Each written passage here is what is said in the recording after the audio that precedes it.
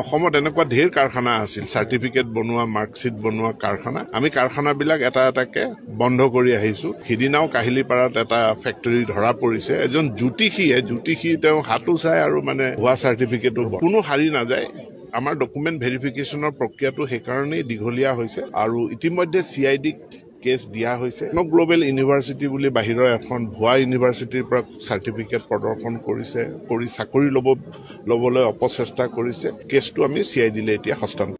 অসমত এনেকুৱা ঢেৰ কাৰখানা আছিল, চাৰ্টিফিকেট বনোৱা, মাৰ্কশ্বিট বনোৱা কাৰখানা। আমি কাৰখানাবিলাক এটা এটাকে বন্ধ কৰি আহিছো। সিদিনাও কাহিলীপাৰাত এটা ফেক্টৰী ধৰা পৰিছে। এজন জ্যোতিষী তেওঁ হাতো চাই আৰু ভুৱা চাৰ্টিফিকেটো কোনো হাৰি নাযায়।